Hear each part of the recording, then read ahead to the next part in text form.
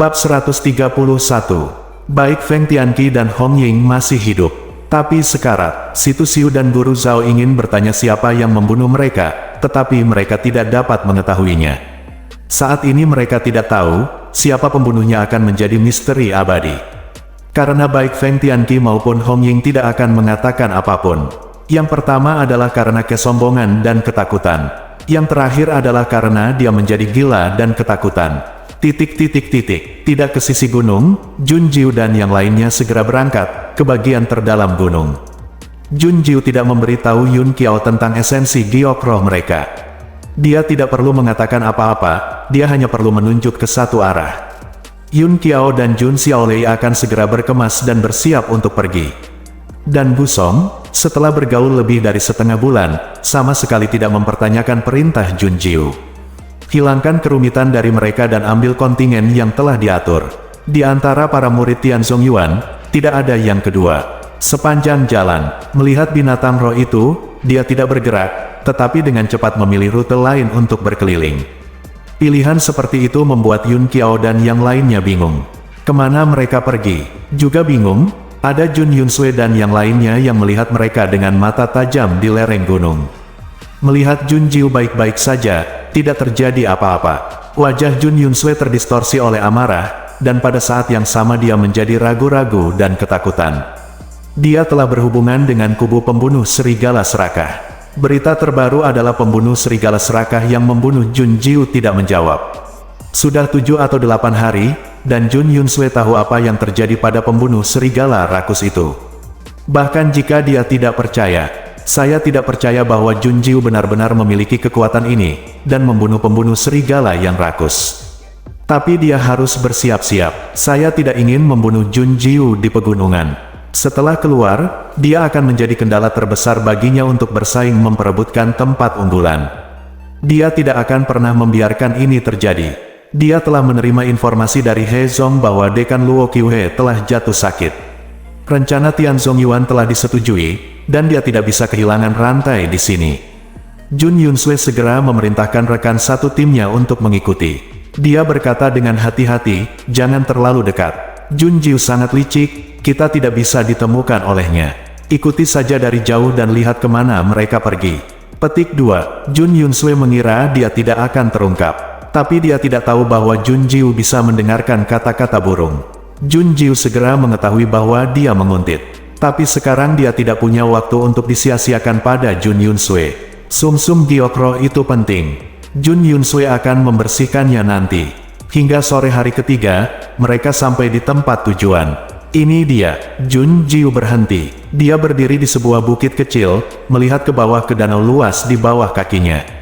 Di malam hari, danau memantulkan langit senja yang spektakuler dan indah, mengejutkan.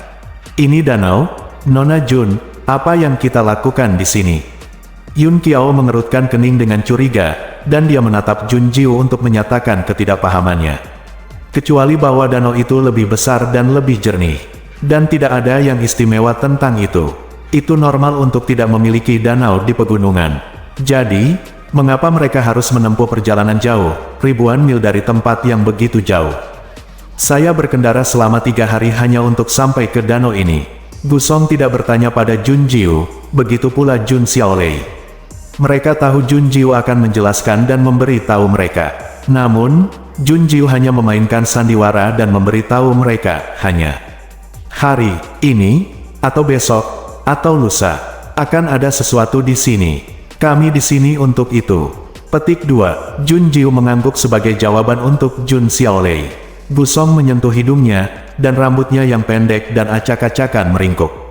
Dia merendahkan suaranya. Suara itu berkata, tapi Jun Jiu, bagaimana kamu tahu pasti akan ada harta karun di sini? Dan 3 hari yang lalu, kami berada ratusan mil jauhnya, dan tidak mungkin mendengar berita yang relevan, bagaimana kamu tahu? Yun Qiao juga bingung. Jun Jiu mengusap Xiao Wu, dan tersenyum ringan. Tuanku memberitahuku. Tuan, Jun Jiu, apakah kamu punya tuan? Maka tuanmu pasti sangat kuat, kata Gu Song. Siapapun yang bisa menjadi tuan Jun Jiu pasti sangat hebat, itu akan meledakkan langit. Tajam, Jun Jiu memikirkannya, Mo Yue memang cukup kuat. tapi status mereka sebagai master dan magang palsu sangat berguna. Baik Yun Qiao dan Jun Xiaolei tahu tentang Mo Yue. Jadi mereka tidak ragu, apa yang dikatakan pria misterius dan kuat itu pasti bisa diandalkan. Hanya saja sang nabi terlalu kuat. Akankah harta benar-benar muncul di danau ini? Waktu berlalu sedikit demi sedikit, dan mereka dengan sabar menunggu di sini bersama Jun Jiu. Cahaya bulan sedingin air, suhu di pegunungan jauh lebih rendah daripada di luar. Mereka hanya membawa jubah tipis, dan mereka tidak bisa menyalakan api. Itu hanya bisa membiarkan kekuatan spiritual mengalir ke seluruh tubuh untuk menghilangkan udara dingin. Semua orang menatap lurus, tidak melepaskan danau yang tenang. Seekor burung mendarat di dahan di atas kepala Jun Jiu. Burung itu menderu, mengirimkan informasi ke Jun Jiu. Dan di belakang burung itu, seekor kucing putih memutar pantatnya dan mendekat dengan penuh semangat. Begitu informasi disampaikan, Xiao Hu langsung bergegas maju. Burung-burung itu sangat ketakutan sehingga mereka kehilangan jiwanya, teriak Hao, menjatuhkan bulunya dan melarikan diri. Jun Jiu mengangkat dahinya, Xiao Hu. Meo gelombang-gelombang, Xiao Hu tergantung di batang pohon, berpura-pura tidak bersalah. Orang tidak memakannya, mereka hanya memainkannya. Burung tidak dikenal, hanya untuk bersenang-senang. Apakah Anda takut kehabisan akal? Jun melompat ke batang pohon pada pukul 9 dan duduk di dahan yang tebal. Xiao Hu segera datang dengan mudah, dan menggulung dirinya menjadi bola di pangkuan Jun Jiu. Apapun yang dirusak Jun Jiu, rasanya luar biasa. Xiao Hu, Tuan, berita apa yang dibawa burung kecil itu? Jun Yunsui ada di seberang. Meo, Xiao Hu segera duduk, cakar tajam menonjol dari bantalan. Inci tajamnya memandang ke seberang danau. Tapi danau itu terlalu besar, dan jarak melintasi danau itu lebih jauh lagi. Bahkan dengan melihat seekor kucing, mustahil untuk melihat manusia. Xiao Hu segera berkata, Tuan, ayo pergi dan urus Jun Yunsui. Kalau tidak, dia pasti akan merebutnya dari kita ketika sumsum giok roh muncul. Dia tidak bisa. Ya, Meong, tanda seru petik 2. Xiao Hu mengangguk, cakar tajam di bantalan ditarik kembali. Jun Yunsui adalah sampah perang, dari mana dia mendapatkan harta tuannya. Begitu topik berubah, Jun Jiu mencubit telinga Xiao Hu. Dia mengaitkan bibirnya dan tersenyum ringan, tapi apa yang kamu katakan tidak salah. Jun Yunsui merusak pemandangan. Kehadirannya di sini membuatku merasa tidak enak. Petik 2. Jun Jiu mengangkat Xiao Hu, dan dia berdiri di dahan. Setelah menjentikan jarinya, Yun Qiao dan yang lainnya segera datang. Merendahkan, Jun Jiu menatap mereka dan berkata, ayo pergi, ayo pemanasan. Pemanasan, apakah harta karun itu akan muncul? Tidak, singkirkan saja beberapa tikus kecil yang merusak pemandangan. Harta itu milik kita dan kita tidak bisa mentolerirnya. Yang lain mengingini, ayo pergi, itu tepat di seberang danau, tidak jauh. Jun Jiu melompat dari pohon, dia berbalik memegang Xiao Hu. Yun Qiao dan yang lainnya saling memandang, mengasah pisau mereka dan buru-buru mengikuti.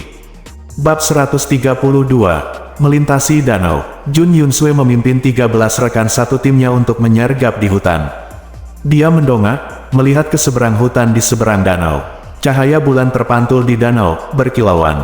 Meskipun indah, itu memengaruhi pemandangan. Jun Yunsui tidak bisa melihat apa-apa. Dia mengerutkan kening dan menoleh, menatap kedua wanita itu dengan mata tajam dan dingin. Apakah kamu yakin Jun Jiu dan yang lainnya berada di sisi yang berlawanan? Tentu, kakak senior Yunsui, kami melihat mereka lewat dengan mata kepala sendiri, dan mereka masih mengadakan barbecue di sana. Bergerak maju, jika kamu jangan pergi ke gunung larut malam, Anda pasti mencari kematian Anda sendiri.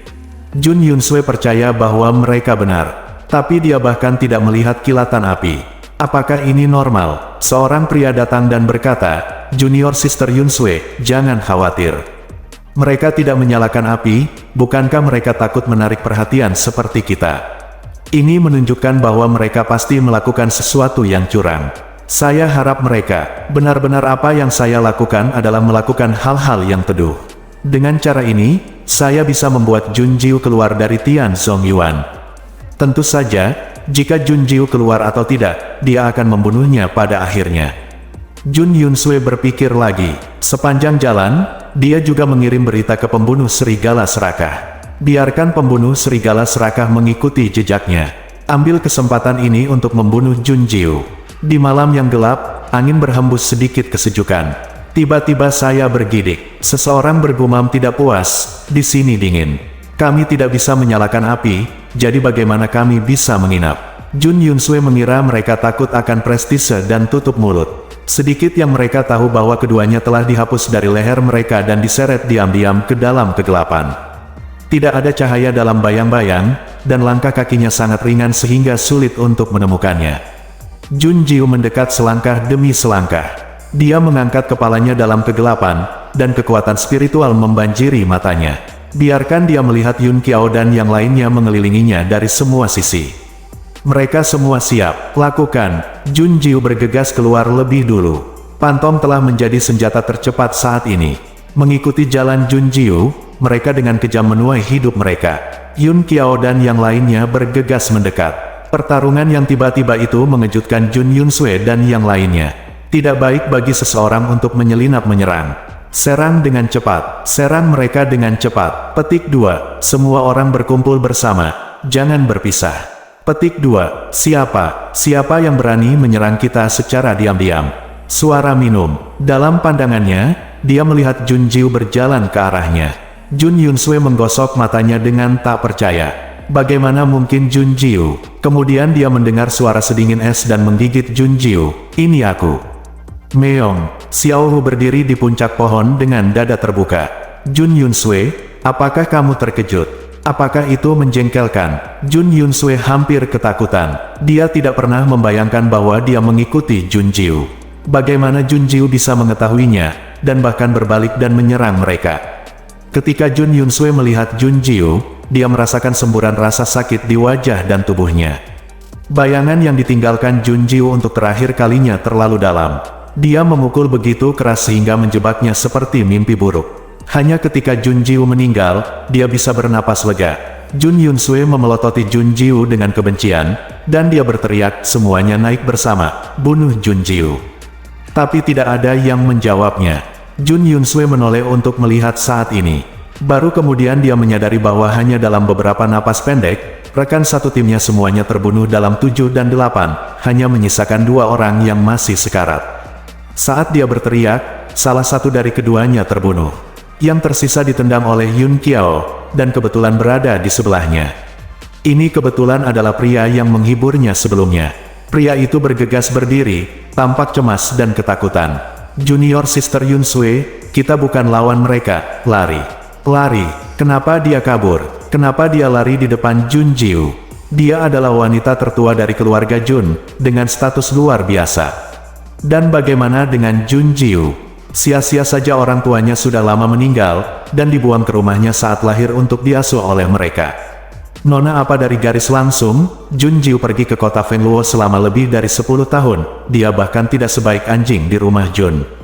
Kenapa dia, Jun Yunsue, kabur? Dia seharusnya membuat Jun Jiu berlutut dan memohon belas kasihan sambil menangis. Lalu bunuh dia satu persatu untuk melampiaskan amarahnya.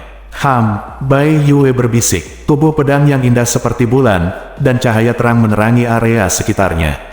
Menunjuk Jun Yunsue dengan pedang, aura pembunuhnya seperti iblis dalam kegelapan, membuka gigi dan cakarnya untuk menyerbu Jun Yunsue. Keengganan, kebanggaan, dan kemarahan di hati Jun Yunsue langsung hancur menjadi ampas. Dia bukan lawan Jun Jiu, dia tidak bisa mengalahkannya. Dia tidak ingin mati. Junior Sister Yunsue, apa yang masih kamu lakukan dengan Linglung? Ayo keluar, suara pria itu berteriak dengan cemas di telinganya.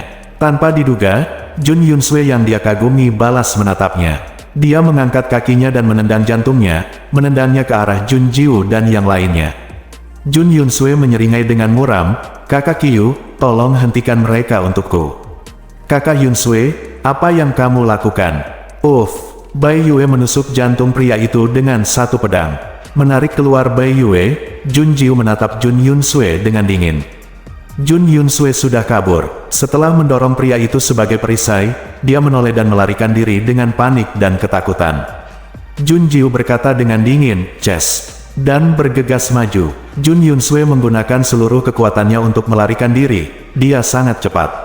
Tapi tidak peduli seberapa cepat, meski bisa lebih cepat dari Jun Jiu, bisakah lebih cepat dari Gusong, seorang spiritualis tingkat 5. Lewati Jun Yunsue, berbalik dan tendang kaki Jun Yunsue, plop. Jun Yunsue berlutut. Dalam sekejap mata, Jun Jiu dan yang lainnya menyusul satu demi satu.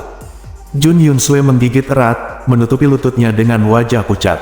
Tempat Gusong menendang lukanya seperti patah tulang. Dia, kecantikan nomor 1 di kerajaan Tianzong, mungkin membuat pria lain merasa kasihan padanya.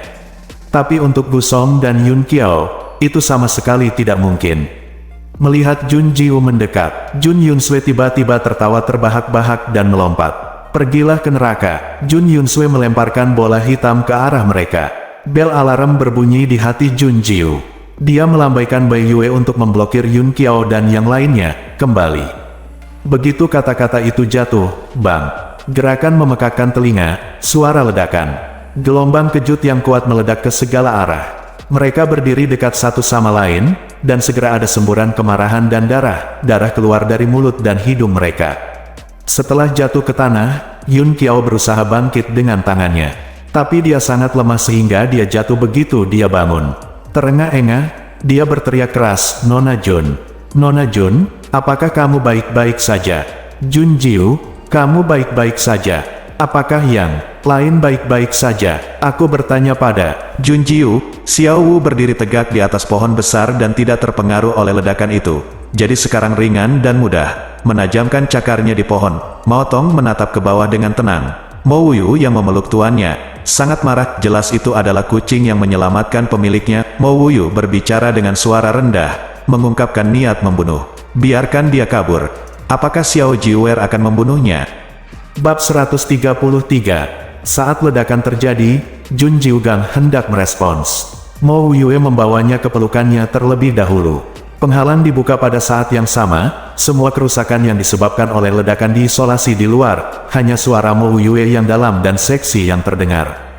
Dia mengetuk ujung hidungnya, dan berkata, jangan biarkan aku datang.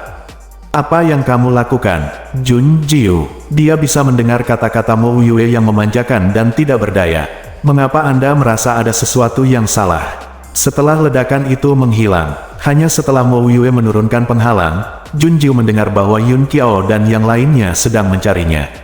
Dia segera menjawab mereka, jangan khawatir, aku baik-baik saja. Dia mendengar Mo Yue bertanya lagi, haruskah dia membunuh Jun Yunsue? Saat meledak, Jun Yunsue dengan licik melarikan diri. Melihat ke atas sekarang, saya tidak tahu kemana Jun Yunsue berlari. Terlihat juga bahwa Yun Qiao dan yang lainnya semuanya terkena dampak ledakan dan menderita beberapa luka. Tatapan membunuh melintas di mata Jun Jiu, bisakah kamu menemukannya? Ya, kalau begitu, bang, sebuah suara mengguncang dunia, suara sudah dekat. Jun Jiu dan yang lainnya tanpa sadar menoleh untuk melihat ke danau. Lapisan gelombang meledak di permukaan danau, dan seberkas cahaya putih seperti batu giok naik ke langit di tengah danau. Kekuatan murni dan kuat datang dari berkas cahaya, memberi orang godaan yang tak tertahankan. Xiao Hu bertepuk tangan, Tuan, itu adalah sumsum dari giok spiritual. Sumsum dari giok spiritual lahir, dan penglihatan pun lahir. Di malam yang gelap, berkas cahaya melesat ke langit. Dengan pegunungan Buxiangshan sebagai pusatnya, pancaran cahaya ini dapat dilihat ke segala arah. Di kerajaan Baili, tak terhitung banyaknya orang yang melihat ke arah seberkas cahaya di langit dengan rasa ingin tahu. Orang awam tidak mengerti apa itu, tetapi guru spiritual membuka matanya. Itu kelahiran harta yang aneh. Arah apa? Itu tidak pergi ke gunung. Pergi, jangan biarkan orang lain memimpin. Juga di negara Sangyi, adegan ini juga terjadi. Guru spiritual yang tak terhitung jumlahnya, selama mereka tidak mengelilingi gunung, mereka semua terjun ke dalamnya. Jika Anda tidak pergi ke pegunungan, Anda bahkan bisa berlari dan terbang. Ada juga yang berkekuatan tinggi, yang menyerbu secepat guntur. Di halaman Tianzong, Feng Xiao mendengar gerakan itu, dan berjalan ke halaman dalam 2 langkah. Dia menarik napas dalam-dalam, harta karun aneh telah lahir, dan arahnya tidak menuju ke gunung. Berpikir bahwa dia tidak akan pergi ke pegunungan untuk pelatihan ini, Feng Xiao segera menjadi cemas. Dia mondar-mandir dengan cemas, setiap kali harta aneh lahir, banyak orang akan bergegas untuk memperjuangkannya. Xiao Jiu ada di dalam, apakah aman? Tidak, lelaki tua ini harus melindungi Xiao Jiu. Penasaran, dia telah merasakan suka dan duka sepanjang hidupnya sebagai seorang prajurit, dan dia tidak kekurangan apapun. Omong kosong macam apa yang tidak sepenting Xiao Jiu-nya. Tapi begitu dia mengambil 2 langkah, Feng Xiao berbalik dan ragu-ragu memasuki ruangan. Luo Qiuhe pingsan di tempat tidur. Wajahnya hitam kebiruan, dan dia tampak aneh. Tidak bisa bergerak sama sekali, Luo Qiuhe hanya memiliki sepasang mata yang bisa bergerak. Sekilas Feng Xiao tahu apa yang dia tanyakan. Segera menjawabnya, ada harta karun aneh yang lahir di pegunungan. Saya khawatir tentang Xiao Jiu, jadi saya harus pergi dan melihatnya dengan mata kepala sendiri. Dalam situasi Anda, orang tua ini memperingatkan Anda untuk berhati-hati terhadap Dia Zong, mengatakan bahwa Luo Qiuhe secara tidak sengaja diracuni. Masih heran, bagaimana Luo Qiuhe masih hidup? Kentut, itu karena Luo Qiuhe memakan pil detoksifikasi Xiao Jiu. Jika tidak, Anda akan bersendawa di tempat. Percuma memintanya untuk meresepkan obat mujarab. Lebih baik memberinya obat mujarab Xiao Jiu lagi, untuk memperpanjang hidup Luo Qiuhe. Feng Xiao mengerutkan kening, kamu hanya berbaring di sini. Pil Xiao Jiu setidaknya bisa membuatmu bertahan. Adapun detoksifikasi, tunggu Xiao Jiu kembali dan lihat apakah dia bersedia mendetoksifikasimu. Petik 2, lihat dia ini untuk pergi. Luo Qiuhe buru-buru memutar matanya. Mengetahui apa yang dia maksud, Feng Xiao berkata, jangan khawatir. Orang tua itu akan meminta murid-murid Tian Zongyuan untuk menjagamu siang dan malam. Juga tulis surat kepada putraku dan minta dia untuk mengirim seseorang. He Zong tidak dapat menemukan kesempatan untuk datang lagi. Aku meracunimu. Setelah mengatakan itu, Feng Xiao pergi dengan tergesa-gesa, bergegas ke gunung. Banyak orang datang, Jun Jiu dan yang lainnya berada di bawah sorotan cahaya. Mendengar tangisan Xiao Wu, mata Jun Jiu meredup. Sum-sum giok roh telah lahir, ayo pergi. Dia mengelak dan langsung berlari ke tengah danau. Yun Qiao, Gu Song, dan yang lainnya masih sedikit bingung. Dia menutupi area yang terluka dengan tangannya, dengan ekspresi bingung di wajahnya. Apa itu sum-sum giok roh? Sum-sum giok roh. Gu Song tersadar. Dia baru saja berseru, dan tubuhnya menjadi dingin. Menatap Mo Yue dan menatapnya dengan dingin, Gu Song tanpa sadar mengangkat tangannya. Jangan khawatir, aku tidak akan merampok Jun Jiu. Hei tunggu, siapa kamu? Biarkan orang lain datang raih. Permisi, ya, aku tidak menyangka Jiu Jie mengatakan bahwa ada harta karun di sini, tapi benar-benar ada. Tapi apa inti dari batu giok roh? Melihat Jun itu Xiao Lei tidak tahu esensi dari giok roh, Gu Song segera memberikan ilmunya. Ini adalah hal yang baik. Tak satu pun dari ketiganya memiliki ide untuk mengambil sum-sum dari batu giok roh. Sudut mulut Mo Yue sedikit melengkung, sepertinya teman-teman Xiao Jiwer cukup sadar diri. Melihat Jun Jiu bergegas menuju tengah danau, Mo Yue mengirimkan suaranya ke Leng Yuan. Kejar Jun Yun Sui. Ya, Leng Yuan menerima perintah dan berbalik. Melihat ke danau, ombak naik dan turun setinggi 10 meter, Jun Jiu menginjak tangga ajaib, dan mampu menginjak ombak dengan lancar dan bergegas menuju berkas cahaya. Penglihatan Mo Yue mencengangkan. Apa yang dia lihat secara ajaib bukanlah langkah-langkahnya, tetapi manipulasi kekuatan spiritual Jun Jiu yang kuat. Kumpulkan kekuatan spiritual di bawah kaki Anda, dan ombak akan menghajar. Segera membeku menjadi es tipis, sangat rapuh. Itu akan hancur begitu kau menginjaknya, tapi cukup bagi Jun Jiu untuk menginjaknya dan menggunakan kekuatannya untuk melompat ke arah yang lebih tinggi. Dia semakin dekat dan lebih dekat ke berkas cahaya. Kekuatan yang mengalir ke arahnya begitu murni dan kuat sehingga Jun Jiu merasakan darahnya mendidih. Bing Xin Jue beroperasi secara spontan, dan aura langit dan bumi mengalir ke dalam tubuh dengan panik. Biarkan dia memiliki keinginan untuk bermeditasi dan mundur di sini. Mungkin dia bisa dengan mudah menerobos ke tabib tingkat ketiga. Tapi Jun Jiu tidak pernah lupa apa tujuannya. Kecepatannya semakin cepat dan semakin cepat, tanpa menunda satu sen pun. Semakin banyak waktu yang dia buang di sini, semakin mudah bagi mereka yang datang kemudian untuk berburu harta karun untuk bertemu dengannya. Saat itu, pertempuran sengit tak terhindarkan. Ini bukan rencana Jun Jiu. Rencananya adalah mengambilnya terlebih dahulu dan melarikan diri, mencari tempat untuk bersembunyi dan tidak ada yang akan tahu bahwa sumsum Gyokro ada di tangannya. Dia mendengar getaran yang memekakkan telinga dari berkas cahaya. Tangan kanan direntangkan ke dalam berkas cahaya, diikuti oleh tubuh bagian atas. Jun Jiu menyipitkan matanya dan mencari di berkas cahaya. Kemudian dia berhenti dan melihat sesuatu di berkas cahaya. Apakah ini inti dari Gyokro? Lihat kiri dan kanan. Sepertinya hanya benda ini yang berada di dalam berkas cahaya. Fluktuasi energi murni ditransmisikan dari tubuhnya. Itu seharusnya menjadi inti dari Lingyu tanpa diragukan lagi. Jun Jiu mengulurkan tangannya untuk meraihnya, tapi dia tidak berharap esensi Lingyu bersembunyi di samping Jun Jiu masuk dengan seluruh tubuhnya, dan benda itu segera kabur di sekitar berkas cahaya. Melihat mulut ini berkedut, Jun Jiu hanya bisa mengikuti dan mengejar. Ingin lari, mustahil. Bab 134. Mendengar suara itu, Jun Yunsue juga menoleh. Dia juga melihat seberkas cahaya. Dibandingkan dengan orang lain di kerajaan Tianzong, dia melihat jarak lebih dekat. Jun Yunsue membeku dengan takjub. Apa itu? Kekuatan yang kuat dan murni terpancar dari berkas cahaya, dan Jun Yunsue segera mengetahuinya. Ini adalah kelahiran harta karun. Arah itu jelas arah danau. Jun Yunsue mengerti. Jun Jiu pergi ke danau hanya untuk harta ini. Tidak peduli bagaimana dia tahu. Sekarang Jun Jiu ada di tepi danau, harta karun itu pasti ada di telapak tangannya. Memikirkan hal ini, Jun Yunsue hampir menjadi gila karena cemburu. Mengapa Jun Jiu bisa mengumpulkan harta karun itu saat dia dikejar dengan panik? Kecemburuan, kebencian terjalin. Jun Yunsue berharap dia bisa kembali dan merebut harta itu ke tangannya.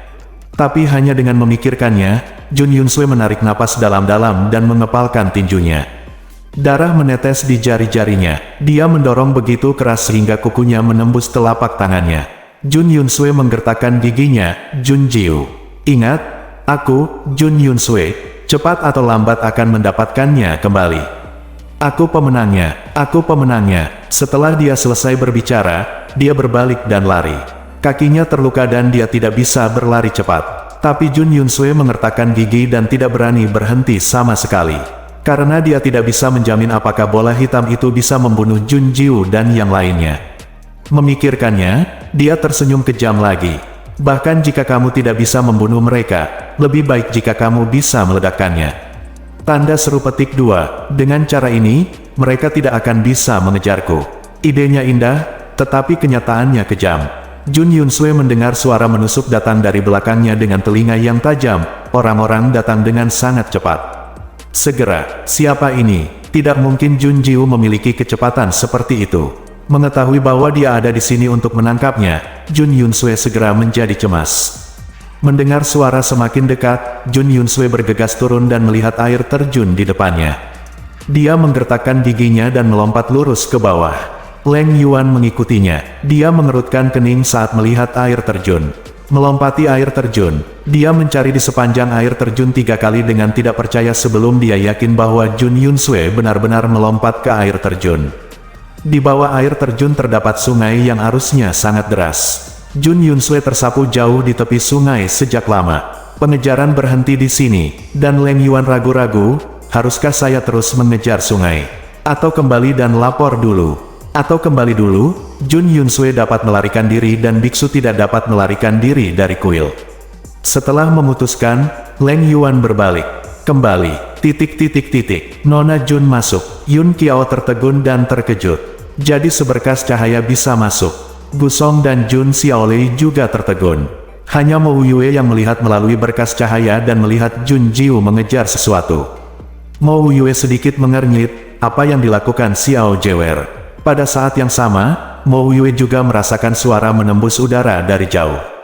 Berita kelahiran Sumsum Gyokro menarik. Orang-orang serakah, tapi mereka masih jauh.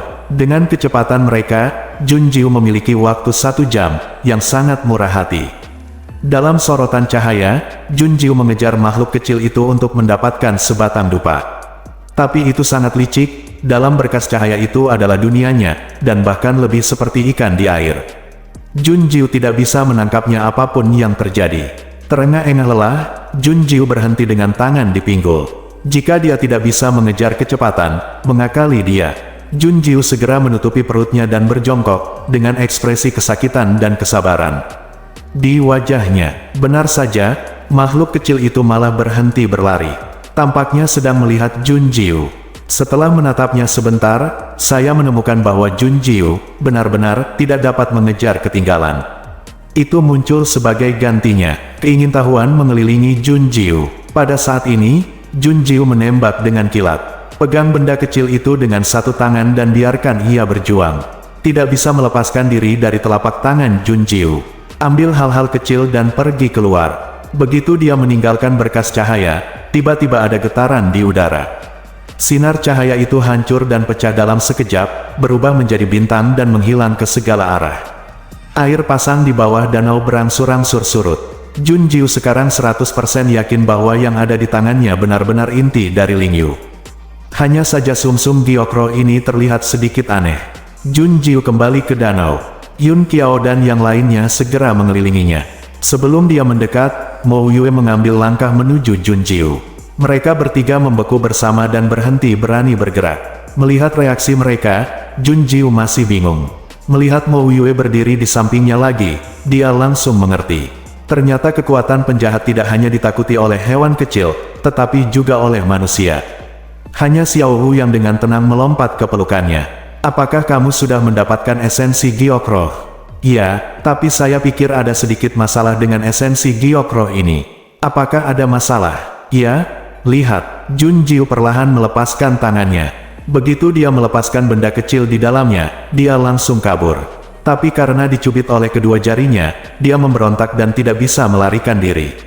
Yun Qiao, Gusong dan yang lainnya meregangkan leher mereka untuk melihat esensi batu Gyokro legendaris.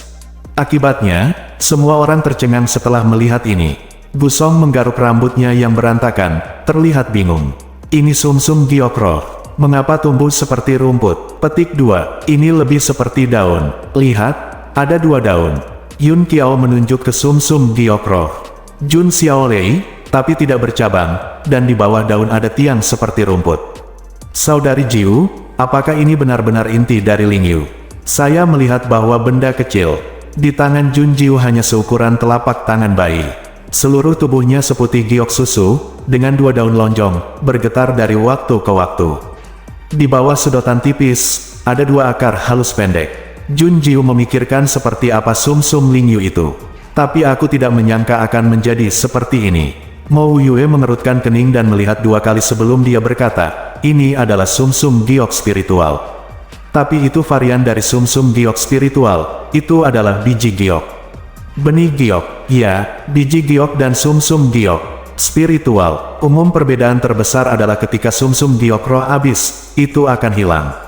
Tetapi setelah biji giok diolah dengan hati-hati, mereka dapat terus menghasilkan minuman tetes giok dengan energi sumsum Ganoderma lucidum.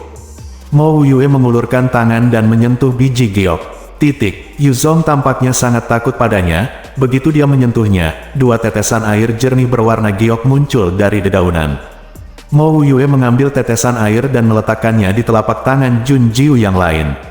Tetesan airnya dingin, tapi jari Mo Yue terasa panas. Dia berkata dengan suara rendah, ini adalah Yudinian. 1 tetes, energinya lebih murni daripada esensi giok roh biasa. Jiwer kecil beruntung, dan bertemu varian langka dari esensi giok roh, biji giok. Dibutuhkan ratusan, bahkan ribuan tahun untuk sumsum batu giok spiritual untuk lahir. Variasi memakan waktu lebih lama dan lebih lama. Sebagian besar waktu, tumbuh setengah jalan, dan dipetik sebagai sumsum giok roh. Biasa, alam tidak bisa sepenuhnya matang, dan ini adalah spesies batu giok dewasa alami murni. Dapatkan, Anda akan selalu memiliki sumsum giok spiritual yang tidak ada habisnya. Jun Jiu menyingkirkan minuman giok, melengkungkan bibirnya sedikit. Sepertinya keberuntunganku sangat bagus. Aku mendapatkan sumsum giok roh, jadi jangan tinggal di sini. Ayo pergi, kita harus keluar dari sini. Bab 135. Harus pergi, dan Anda harus pergi sekarang. Jun Jiu berkata, penglihatan sumsum giok roh akan menarik semua orang yang melihatnya dari segala arah. Kita tidak boleh ditemukan di sini. Kita tidak boleh dipukul di jalan.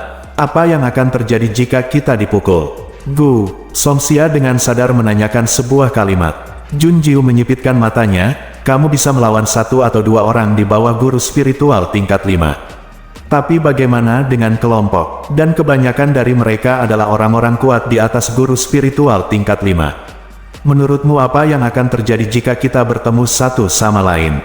Tidak tunggu mereka menjawab, Junjiu berkata lagi, jangan berharap aku meminta bantuan tuanku. Ini adalah ujian bagi kita semua. Andalkan saja kemampuanmu sendiri untuk melarikan diri. Jika kamu berhasil, Yudinian, semua orang akan mendapat bagian. Petik 2. Jika apakah kamu tidak berhasil? Kamu tidak percaya diri. Kalau begitu percayalah padaku. Aku akan membawamu pergi dari gunung dengan aman. Kamu bisa kembali tidak peduli bagaimana kamu datang ke sini. Junjiu mengatupkan bibirnya percaya diri, tersenyum angkuh. Ketiganya segera mengangguk, mereka percaya pada Junjiu. Sekarang pergi. Mo Yue tidak mengikuti. Dia berdiri diam dan melihat Junjiu pergi. Jeler kecilnya benar, ini adalah ujiannya untuk teman-teman yang dia pilih. Dia menantikannya, akankah Junjiu berhasil? Jika Anda membutuhkan bantuannya pada akhirnya, lalu seberapa jauh dia bisa bertahan sebelum meminta bantuan? Ini adalah permainan yang dipilih Xiao Jewer sendiri, dan dia tidak akan ikut campur secara agresif.